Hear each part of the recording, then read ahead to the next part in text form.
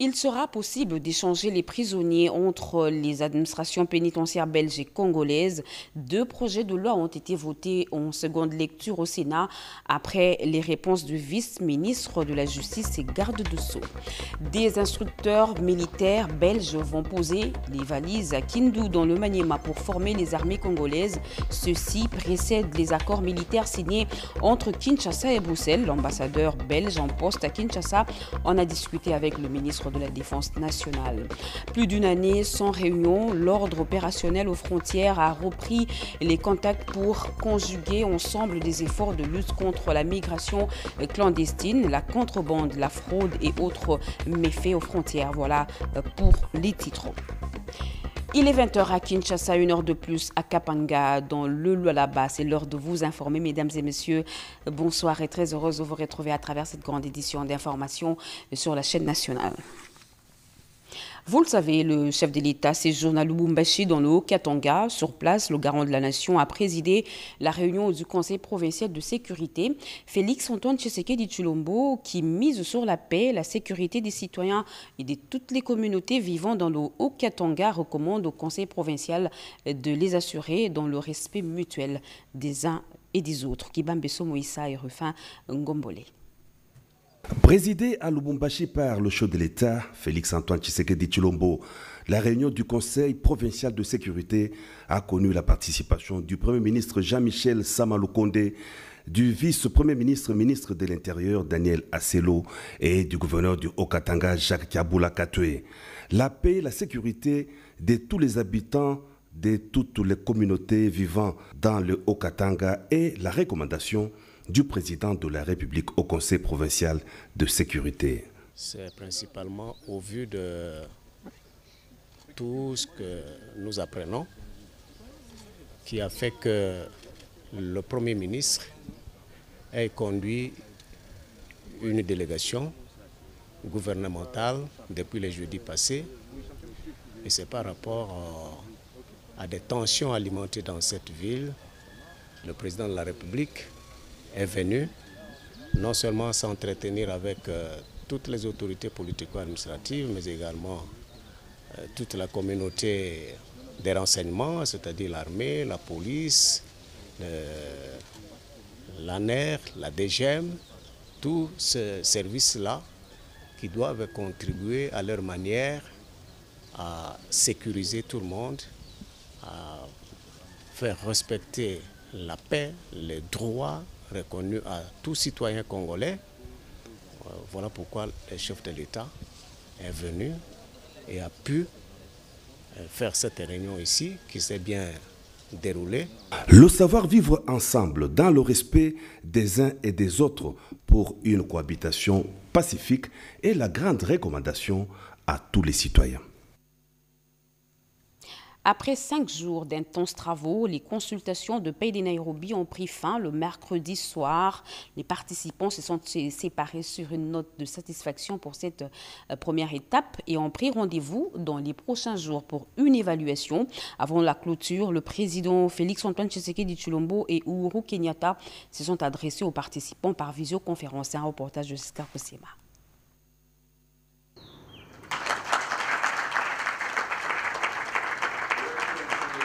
C'est l'image forte qui aura marqué la fin des travaux des consultations de paix de Nairobi, une image qui traduit l'acceptation par toutes les parties prenantes de l'initiative de paix prise par le président de la République, Félix-Antoine Tshisekedi Tshilombo. Près de 30 délégués des groupes armés venus de l'Ituri, Nord et Sud Kivu ont pris connaissance et accepté toutes les résolutions prises par les chefs d'État de la communauté de l'Afrique de l'Est. Nous sommes ravis de l'initiative du chef de l'État. Le groupe que je représente ici avait déjà répondu à l'appel du chef depuis 2019. C'est un groupe qui est basé à Massissi, qui en 2019 a entendu le message du chef de l'État, a répondu à l'appel de se joindre aux efforts de pacification. Il a rendu les armes et il a remis les jeunes entre les mains de l'État. Certainement qu'il y a eu des petits problèmes d'encadrement et les jeunes sont rentrés en attendant que les choses liées, que le processus alors de démobilisation démarre effectivement. Nous louons l'initiative dans la mesure où c'est dans le cadre de recherche de la paix. Parce que, comme nous le disons toujours, il y a ceux qui disent que la paix n'a pas de prix, tout comme les autres disent aussi, la paix a toujours un prix. La paix n'a pas de prix parce que rien ne vaut la paix. La paix a toujours un prix et c'est ça le sacrifice que les patriotes, comme dit un de ces rénovés, avec à la tête le commandant Guido, ont toujours recherché. C'est ça le prix de la paix et tout ce que nous tous ici, y compris vous, vous êtes en train de faire ou nous sommes en train de faire pour rechercher la paix. Nous louons l'initiative parce que dans le cadre de la région ou de la sous-région, actuellement East African Community, où notre pays a adhéré, il a plu aux autorités de rechercher la paix dans le cadre de la sous-région et ils ont préféré commencer avec l'initiative en RDC avec les groupes armés. Nous avons accepté la main tendue du président de la République. Et cette initiative qui a fait que tous les groupes armés qui ont suivi avec importance pour se présenter ici à Nairobi pour voir comment pacifier toute la région. Parce que vous savez, non seulement la RDC, non seulement l'Ituri, mais ça concerne toute la région. Parce qu'au-delà de la question des affaires pays, vous avez les EDF, vous avez les MV3, vous avez toutes ces questions-là. L'autre moment fort de cette dernière journée aura été la participation surprise des deux chefs d'État. Depuis leurs bureaux respectifs, le président Uhuru Kenyatta et Félix-Antoine Tshisekedi Tshilombo se sont adressés directement aux groupes armés. S'exprimant en anglais et swahili, le président Uhuru Kenyatta a exhorté les combattants armés de la République démocratique du Congo à s'inscrire dans la voie de la paix. Pour sa part, le président Félix-Antoine Tshisekedi Tshilombo a félicité ses compatriotes qui ont saisi sa main tendue. La facilitation kenyane a annoncé une autre rencontre dans les prochains jours, bien avant les conclaves d'évaluation des chefs d'État programmés fin mai. En attendant, chacun des participants devrait regagner son milieu de vie naturel. À Kinshasa, le Sénat a procédé ce jeudi à l'adoption des deux projets de loi. Le premier sur la ratification de la convention de transfèrement des personnes condamnées entre Belgique et RDC et le second sur l'entraide judiciaire entre ces deux pays, présenté par le vice-ministre de la Justice et garde de Sceaux sous la présidence de Modeste Bahati. Ils ont conclu que le transfèrement des personnes condamnées dans leur pays d'origine ne devrait pas être automatique. Guélor Kimpianga et Denis Kungi. En conséquence, le Sénat vote ce projet de loi. Je signale que les deux projets de loi seront transmis à son Excellence, Monsieur le Président de la République, pour promulgation. Le débat était houleux à la Chambre haute du Parlement ce jeudi avant le vote de ces deux projets de loi déjà votés en première lecture par la Chambre basse du Parlement. Il s'agit du projet de loi autorisant la ratification de la convention de transfèrement des personnes condamnées entre la Belgique et la RDC, ainsi que le projet de loi portant ratification de la convention d'entraide judiciaire entre Bruxelles et Kinshasa. C'est le vice-ministre de la Justice et garde de Sceaux, Amatobe Bayoubassiré, qui a présenté ces deux conventions qui ont été adoptées et votées par la plénière, présidée par le speaker du Sénat, Modeste Bahati Lukwebo. Peu avant, le représentant du gouvernement a répondu aux différentes préoccupations soulevées par les élus des élus au cours du débat général sur ces deux projets de loi. Préoccupations qui ont essentiellement gravité autour de la crainte d'évasion des personnes condamnées, les conditions de vie dans les prisons, les respects des droits de l'homme, les infrastructures carcérales et la nature du jugement. L'opportunité et l'intérêt pour la République démocratique du Congo répond à la question de la compétence universelle de la Belgique qui pouvait se permettre d'arrêter et condamner un citoyen congolais partout où il se trouve.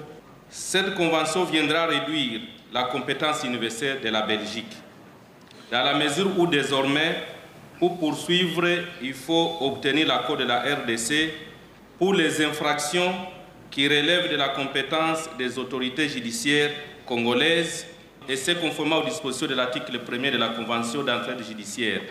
En plus, la RDC pourra désormais poursuivre ceux qui auront commis sur notre territoire les infractions telles que le blanchiment des capitaux, les trafics d'organes, les trafics des enfants et qui se seraient retranchés en Belgique. Toutefois, il faut noter que le transfèrement des personnes condamnées dans leur pays d'origine n'est pas automatique. Celui-ci ne peut s'effectuer qu'à la demande de la personne condamnée elle-même. Et le pays à qui la requête est adressée peut, en toute souveraineté, examiner pour autoriser ou pas le transfèrement de tel ou tel autre cas, surtout en ce qui concerne, par exemple, les cas de violences sexuelles. Reprise effective des activités socio-économiques et scolaires à Niakoundé. Nous sommes en Ituri. La population déplacée regagne en masse cette agglomération d'Irumu. Le chef de la chefferie d'Indisoma attribue ce retour à la normale aux opérations menées par les forces armées dans cette région. C'est un reportage de la RTNC Ituri rendu par Junior Selemani. S'observe depuis le mois de juin 2021, à cette période de l'état de siège en Ituri, un retour massif des personnes déplacées dans leurs milieux respectifs, notamment à Marabou, Niakoundé, Irumu Territoire, Irumu Centre, Makayanga et environ. C'est le résultat de la restauration de l'autorité de l'État et la présence de forces de défense et de sécurité dans cette partie de la province de l'Ituri. En conséquence, la vie reprend son cours normal, se réjouit le chef de la chefferie de Zandisoma. Je peux estimer à 70% les gens qui sont déjà avec nous ici. Et nous sommes concentrés ici au centre. Parce qu'il y a Tinakilima qui vient de reprendre. Il y a Sidabo qui a 7 villages. Sur 7 villages, il y a déjà 6 qui commencent déjà à revenir parce qu'il y a 20, 30, 10, 15 ménages. Bon, c'est déjà un retour, quoi. Pour moi, c'est déjà un signe positif. Pour certaines opinions qui pensent que l'administration militaire a démontré ses limites en Ituri, Gaston Eraboumangilio reste optimiste au regard des résultats positifs sur le terrain. En chefferie de Zandisoma, moi personnellement, je peux dire que l'état de siège nous a beaucoup aidé. Parce que notre retour ici, c'est l'état de siège. Sinon, j'appellerais ça l'opinion au provincial, je ne sais pas. Ne voulait pas que les gens puissent rentrer ici avant 9 mois ou bien avant 10 mois. Mais c'est l'état de siège qui a fait que la population est rentrée à Niakoundé 2 mois seulement après les atrocités.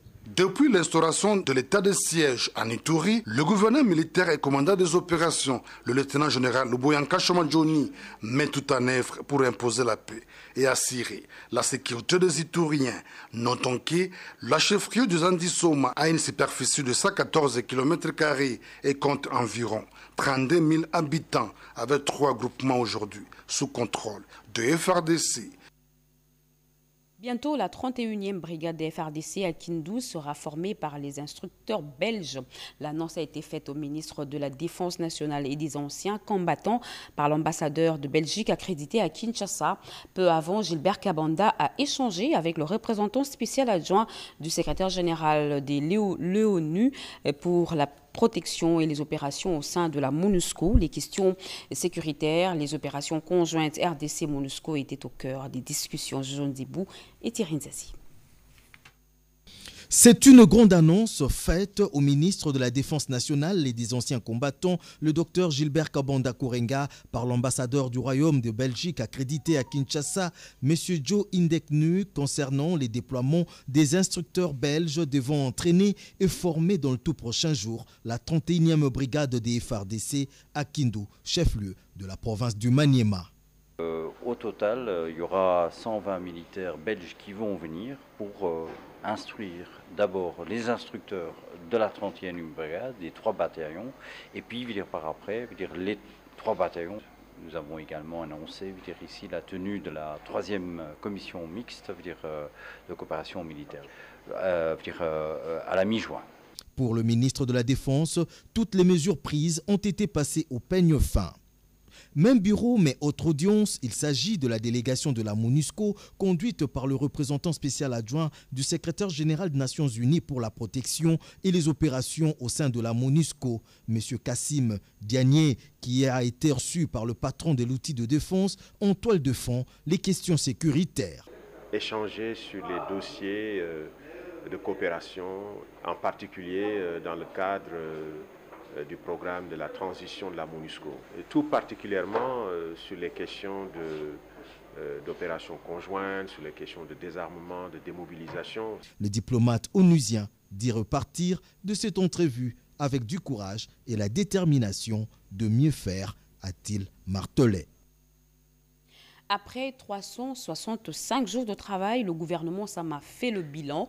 Au cours d'une mission radio-télévisée, le Premier ministre, chef du gouvernement, a résumé son action qui consiste à résoudre les problèmes de la société congolaise. Sa cote personnelle, l'opinion positive. Pati Tondouangou revient sur plus d'une heure d'émission à bâton rompu. Regardez.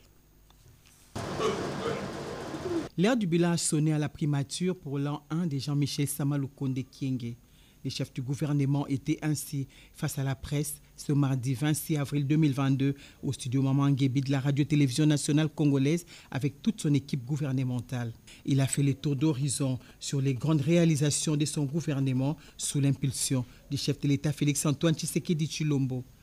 Rappelons que l'an 1 du gouvernement Sama a connu beaucoup d'écumes marquées par la pandémie de la Covid-19, l'insécurité dans l'Est de la République démocratique du Congo ayant conduit à l'instauration de l'état de siège, l'éruption du volcan Nyiragongo avec effet collatéral, les déplacements massifs de la population de la ville de Goma dans le Nord Kivu.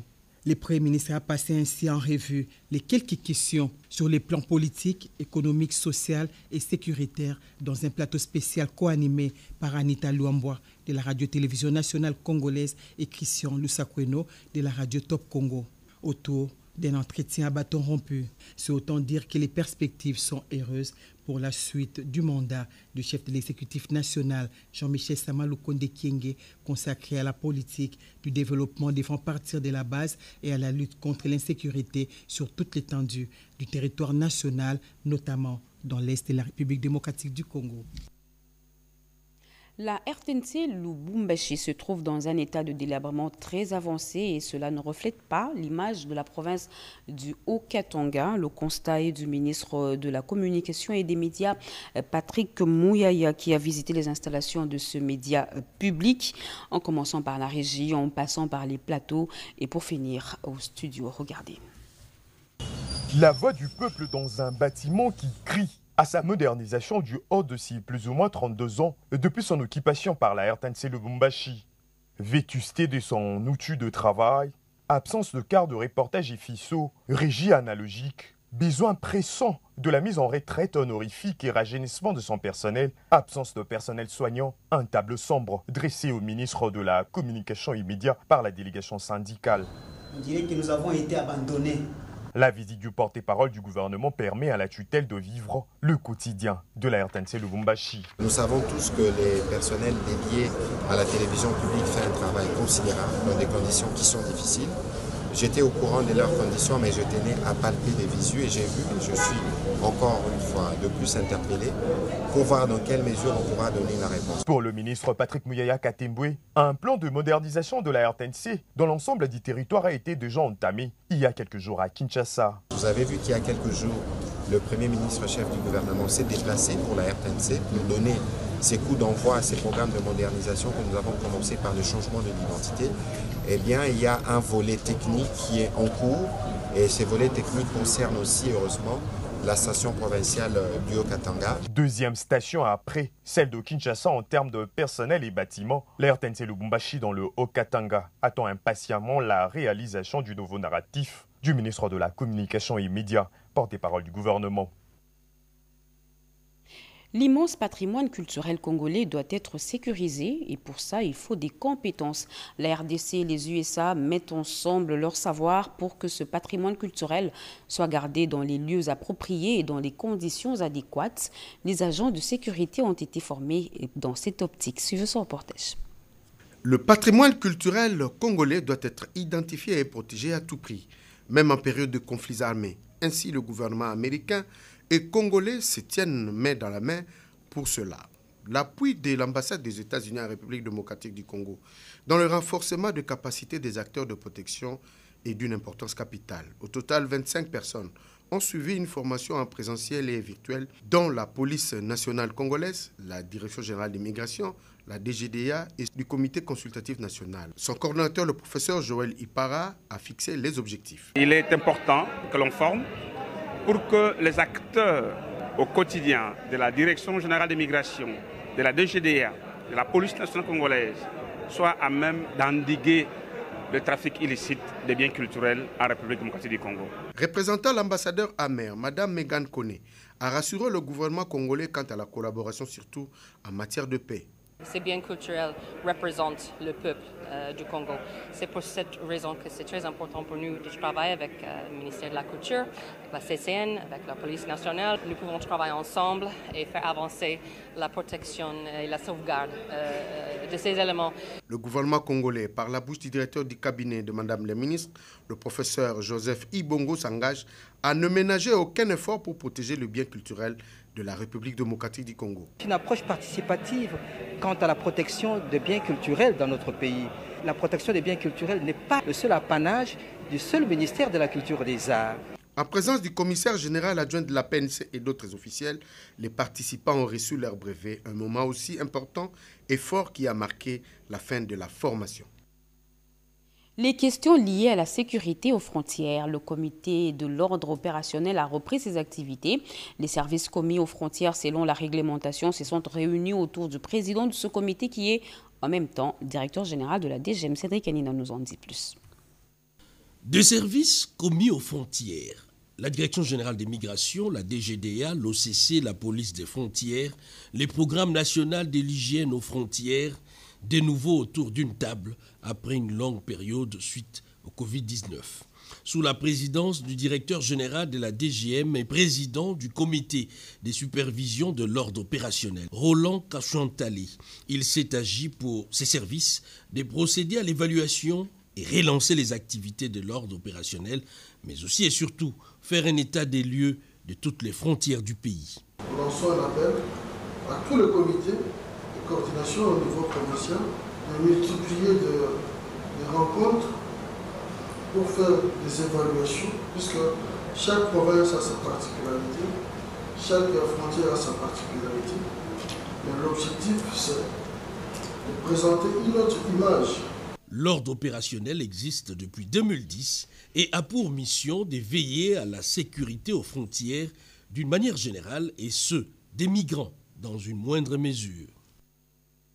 Le corps de l'ambassadeur Félicien Moulamba, décédé au Portugal, est enfin rentré au pays. Une cérémonie d'hommage a été organisée ce jeudi au ministère des Affaires étrangères et le vice-premier ministre, ministre des Affaires étrangères, Christophe Lutundula, a salué la mémoire d'un diplomate exemplaire. Doris Mozon.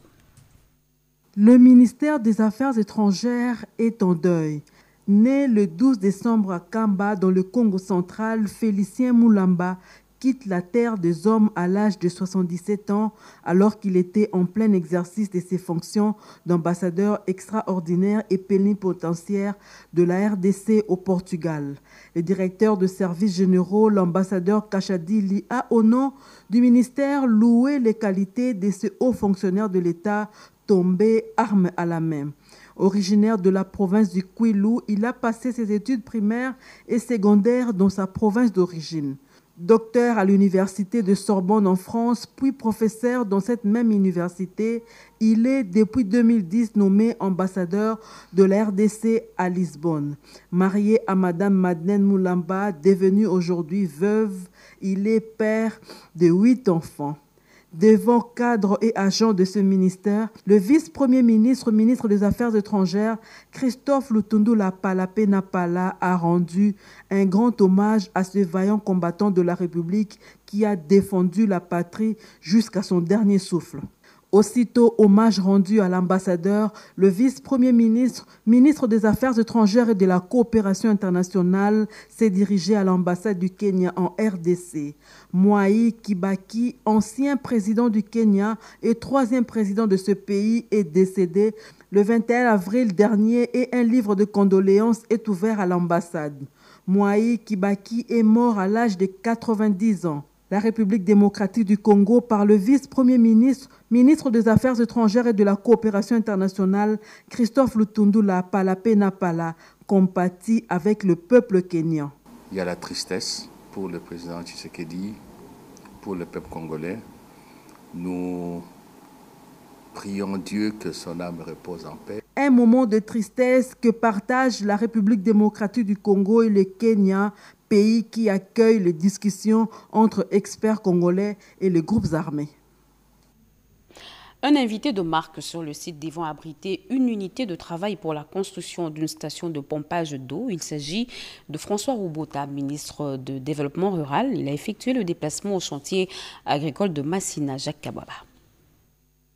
Ici, à Massina-Rai, ville-province Kinshasa, sera érigée une station de pompage d'eau pour irriguer les chantiers agricoles.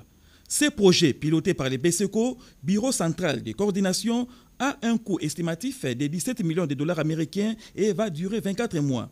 François Roubota, ministre d'État, ministre du Développement rural, qui s'est rendu sur place, a salué cette initiative. Les perturbations climatiques qui ont eu lieu n'ont pas tellement permis de continuer les travaux tels que nous les avions laissés lors de la dernière visite quand nous sommes allés jusqu'à plusieurs kilomètres où les digues étaient déjà tracées. C'est un projet qui date de très longtemps, bien entendu. Il a connu beaucoup de difficultés.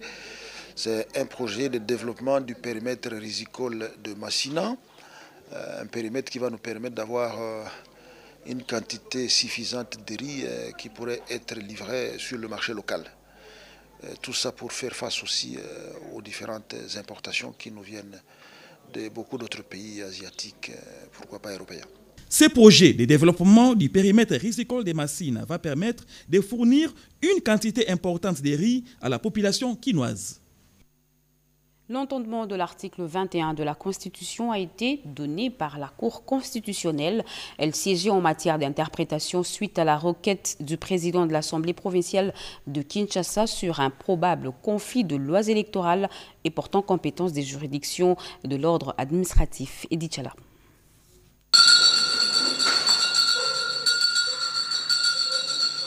L'extrait des rôles prévoyait l'audience en interprétation de l'article 21 de la Constitution.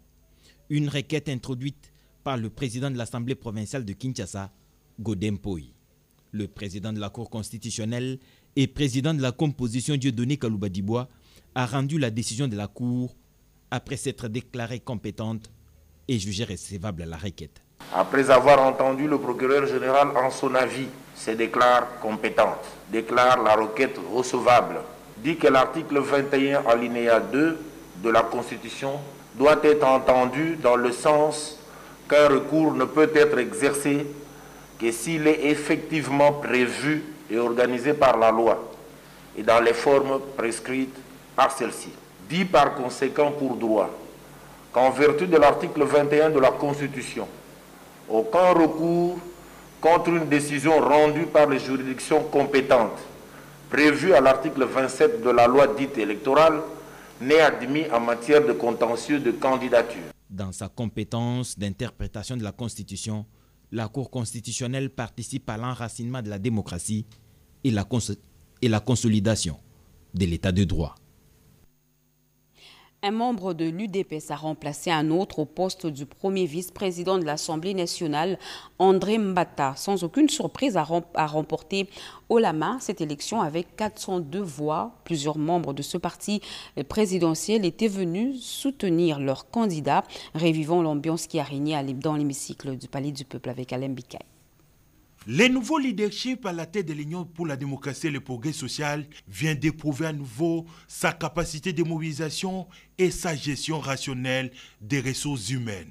Le choix du professeur André Mbata en remplacement de Jean-Marc Kabunda Kabound devait réunifier toutes les tendances du parti et les partenaires politiques de l'Union sacrée. Le mercredi 27 avril, la salle des congrès du Palais du Peuple était bondée du monde, composée essentiellement des combattants de l'UDPS venus témoigner leur soutien à leur candidat et au secrétaire général du parti, Augustin Kabouya, qui mène la bataille en tête. Toutes les têtes passantes du parti ont aussi marqué leur présence à côté du secrétaire général pour faire triompher la suprématie des intérêts du parti sur les intérêts individuels. C'était aussi l'occasion de tester la solidité de la majorité autour du chef de l'État. Les scores réalisés, 402 voix pour en est une parfaite illustration. Au niveau du parti, nous avons réussi à démontrer une certaine discipline avec une candidature unique. Quels que soient les clivages et peut-être la démocratie au sein du grand groupe de la majorité de l'Union sacrée, mais aussi avec les députés de l'opposition, notre candidat a remporté un très bon score. Il y a un renouveau, ça nous a permis de présenter un nouveau type de notre personnel, de nos ressources humaines, un professeur d'université très intelligent et très prolixe. L'élection de André Mbata au poste du premier vice-président de l'Assemblée nationale vient resserrer les rangs au sein du parti présidentiel et à l'Union sacrée de la nation. Les femmes sont de moins en moins impliquées dans le mécanisme et résolution des conflits. Les femmes de l'association Rien sans les femmes dénoncent cet état de choses. Elles l'ont dit au cours d'une conférence de presse tenue à Kinshasa. Christine Lenzo. La femme et la jeune femme devront participer sur un pied d'égalité que l'homme aux instances de prise de décision dans les mécanismes et initiatives de la paix. C'est conformément à la résolution 1325 du Conseil de sécurité des Nations Unies. D'après la collecte des données dans 11 villes ciblées par le mouvement Rien sans les femmes dans le cadre du projet Tufaoulou Pamoja, en RDC, les femmes et les jeunes femmes ne sont représentées qu'en 26,2%, une proportion vraiment faible, alors que la femme est actrice principale de la paix. Elle a, entre autres, les aptitudes naturelles d'agir dans la discrétion entre les belligérants dans la résolution pacifique des conflits. Révélation faite au cours de cette conférence de presse animée par Maître Annie Bambé, facilitatrice et médiatrice de paix, et Nathalie Yoka, chargée de programme dans le mouvement Rien sans les femmes. Elles ont par la même occasion dénoncé la non prise en charge de ces différents mécanismes par l'État congolais, précisant qu'aucune ligne budgétaire n'est ouverte au profit des mécanismes de paix. À cela s'ajoute la faible volonté politique à appliquer les textes légaux en la matière, les pesanteurs socioculturelles, les violences sexistes, la méconnaissance des textes légaux favorables à la participation de la femme dans la consolidation de la paix, l'absence de mentorat et la méfiance entre les femmes et les rejets par les hommes figurent aussi sur la liste de ceux qui atrophient l'absence de mentorat, la méfiance entre les femmes et les rejets par les hommes figurent aussi sur la liste de ceux qui atrophient la participation de la femme dans les mécanismes et initiatives de paix. Les enfants autistes du centre Congo autiste de Limete 6e rue sont en détresse. Seuls 100 inscrits au centre, sur 100 inscrits au centre, seuls 40 arrivent. Le problème de transport se pose avec acuité. L'initiatrice Elodie Bokamboulou lance un appel aux hommes et aux femmes de bonne volonté. Dichala et Guilain Mukunga. Congo Autisme, une rare organisation qui s'occupe des enfants autistes en République démocratique du Congo, à Kinshasa précisément. Inauguré par le président de la République Félix-Antoine Tshisekedi pour marquer son soutien. En juillet dernier, ce lieu unique à Kinshasa pour ces enfants avec handicap mental a besoin d'un regard intéressé des pouvoirs publics, mais aussi des particuliers de bonne volonté. Elodie Bokamboulou, initiatrice de l'ONG Congo Autisme, compte près de 100 enfants, mais actuellement, seuls 40 parviennent à la 6e rue où se trouve le centre. Un seul bus ne peut pas permettre la mobilité de tous ces enfants. La plupart des parents, bonjour maman, bon, moi, maman transport au c'est ça les soucis au fait. Ils sont inscrits ici, c'est gratuit, mais pour venir ici, il n'y a pas de transport. Je voulais me faire un appel au ministre des Transports. Il n'y a pas moyen qu'on nous donne même un bus. Parce que les centres, c'est gratuit. Les enfants qui viennent ici, vous pouvez demander aux parents. Les parents ne payent rien. Ils mangent ici, il y a un réfectoire ici, ils font des gestes socio-éducatifs ici, la peinture, tout. Ce centre qui rassure les parents des enfants autistes offre une gamme variée de jeux récréatifs et éducatifs. Dans la recherche de proximité, Congo Autisme entrevoit de créer un autre centre dans le district de la Tchangou. Les bus disponibles n'étant pas en mesure de faire le tour de tout Kinshasa, il y a des enfants qui avaient déjà pris les allures d'apprentissage qui sont aujourd'hui contraints de rester à la maison. Juste après ce journal, vous suivrez en page magazine le SES des enfants autistes du centre Congo autiste de Limete 6e rue. Comment mettre fin à toute rumeur liée à la Covid-19 et permettre à la population d'avoir accès à des informations vraies? La coopération suédoise au développement international avec l'appui technique de l'Internews vient de boucler la campagne lancée il y a peu. Yvette Makuntima. Viendra que c'est en mars 2020 que la République démocratique du Congo a enregistré son premier cas de la Covid-19. Ce virus, à l'époque méconnu du grand public, a fait l'objet d'une confusion sur son origine et sa thérapie. Une frange de la population reste sceptique face au vaccin jusqu'à nos jours à cause de la désinformation. Pour amener la population à comprendre les risques liés à cette pandémie, la lutte contre les intox ou les informations erronées sur les coronavirus était une nécessité.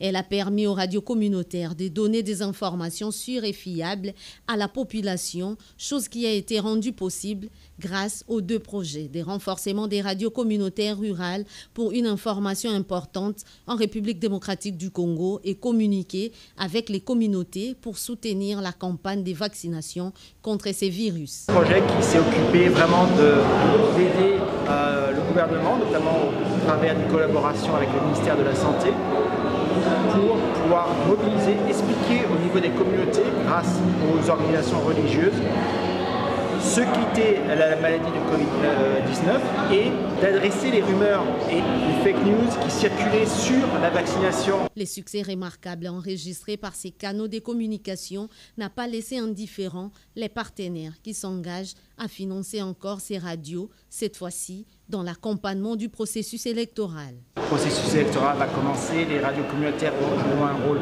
crucial et c'est pour ça qu'on va les accompagner aussi pendant le processus électoral pour adresser les rumeurs, pour informer les communautés sur le processus électoral. L'annonce de la fin de ces 2 projets était également une occasion pour les partenaires et les bénéficiaires de l'appui de l'Internews de présenter les résultats du travail abattu.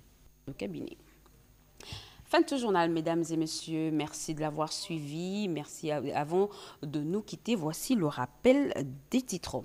Vers le transfèrement des prisonniers dans des administrations pénitentiaires belges et congolaises, l'auteur de ce projet de loi, le vice-ministre de la Justice, était aujourd'hui à la Chambre haute du Parlement pour le défendre. Les militaires congolais de Kindu dans les Maniema seront formés par les instructeurs militaires belges, annonce faite au ministre de la Défense et des anciens combattants par l'ambassadeur belge en poste à Kinshasa. Ceci précède une série d'accords qui sera signé dans le tout prochain jour entre Kinshasa et Bruxelles.